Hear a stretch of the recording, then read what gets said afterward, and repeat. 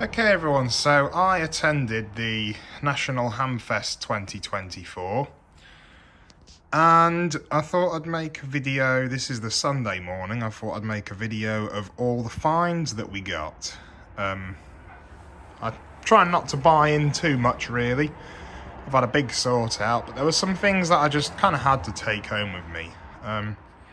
So just a quick look at everything in general, and then we'll go through it a little bit. So the first thing I actually bought was this load of stuff here. Pull that out of the way.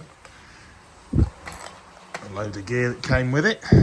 This is a Trio TR 6000E 2-meter handheld.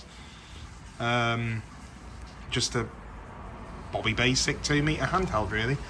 I like vintage radio equipment that kind of looks like this, with different colours, loads of buttons and S meters on it. Now the speaker mic actually, Kenwood, matches it really well. Nice PTT. I got that on day 2 in a box. Didn't come with it, but take a look at the transceiver. Power up.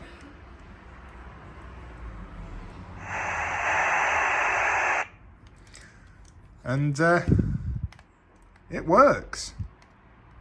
And that has a light in there. There are some issues, like periodically the 5 will stop working, but that's not a problem. You just have to wait for it to work. I'm going to leave it like that. Now this came with a base station adapter for the wrong model of handheld.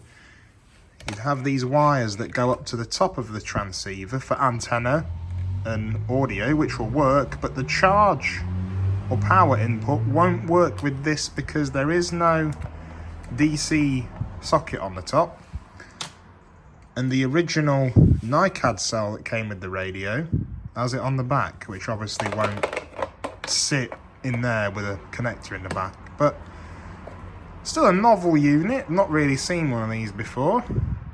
Microphone socket that looks factory original, and these possibly are add-ons, I don't know. What also came with it is something I've never seen before. This is a vehicle adapter. So your vehicle power goes in there, and there's some series of pins. Now, this is where I will need to keep the original NiCad cell, even though it won't work, if I did want to use it powered in the car, because 2 of these are charged and 2 of them are a pass-through. And the AA battery cell casings don't have any pins on the bottom. So it is worth hanging on to this just for that functionality. But 2 AA cells that came with it. And on day 2, on the Saturday, I actually took this back with me, bought the speaker mic and sat there, and I gave a bunch of people radio checks. I was sat on a bench having a coffee, and there were so many people calling up from inside the, the indoor bit, asking for radio checks with speaker microphones they'd just bought and handsets they'd just bought. So that was pretty cool. Anyway, that's the handheld. Let's move on. Not radio related in any way, but this was cheap, and the nice gentleman that sold it to me told me a big backstory about it, and I wanted to buy it. He was ever so nice. Felt guilty not buying it. Sony Ericsson P1i mobile phone, complete with kind of a cool looking docking station. The dad case. I mean, everything you could have had for a phone in the day. Car, cigarette lighter, doofer, and a charger, and headphones, and a case. And in here we have a sync cable, another charger, more headphones. It's a silly thing. You have to, you just turn your phone on. Do you want to power it on? Yes. It's a working handset. The stylus, the original stylus was missing. So someone's done a toothpick and electrical tape. I've got a SIM card in here that needs a pin. I can enter that.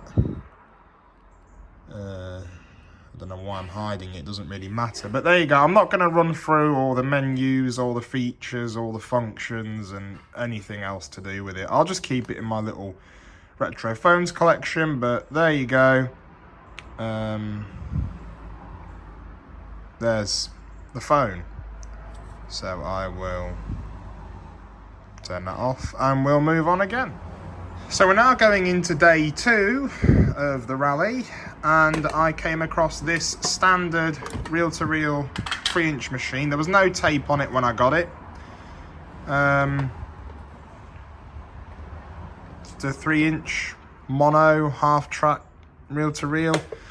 I have actually ran this. It does work. I think the speeds are a bit off.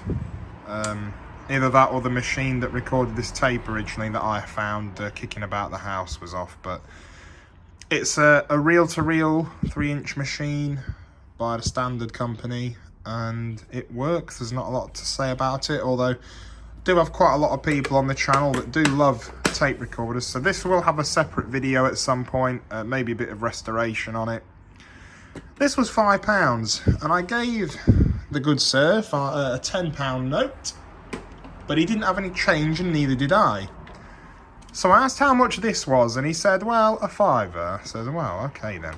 This is an IC2E 2-meter handheld transceiver. We can fire this up. There we go. And the way you change frequencies on this is a real pain. This will be more like something commercial or military use with this, rather than, you know, you stick it on a frequency and leave it there, as opposed to radio hams that, you know, tend to scan around the band. This is a pain. Right, so imaginary numbers 1 4 5 500, 1 4 5 500, 1 4 4 500, 1 4 3 500, and so on and so on. What if you want 5 2 5? Well, 1 4 5 5 2 5. Yeah, there you go. Not a lot to say about it. I used to use one of these in the early days of me passing my amateur radio license on a local repeater, where you could simply stick this on the output frequency, duplex, -600, press the PTT, press the tone burst and open up that way. There's no CTCSS or anything like that, although you can get add-on boards for that, but there you go. IC2E. I bought that together with the tape recorder. Then I found this little Assmann dictation machine, complete with 9-volt battery, which kind of sort of runs, but not. It's very, very weak, that battery. It's no good. It's Sharon's, and we'll have a little video of this. Assmann dictation stuff is kind of rare, but we'll have a go with that. I did hook it up to a bench power supply. I did play the tape, it was playing way too fast, so I'll need to look into that. And now we have something straight from the 80s, this Jason CB radio, which I've already tried. No, it does not work properly. It does all sorts of weird, funny things, but graphic equalizer style volume squelch RF gain controls that all light up inside, and all these light up inside, and everything lights up on the front. But who knows, might get that working one day, complete with the original microphone. And then we have something that I didn't really want, but I'll have a play with it. Clear Tone. Is this CM700? Is it? I don't know.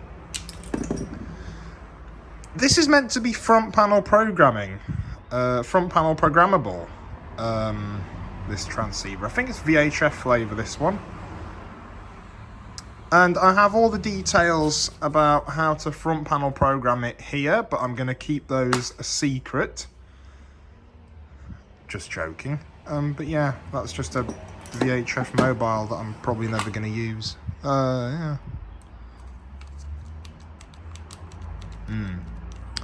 Anyway, that's my findings from the National Hamfest 2024.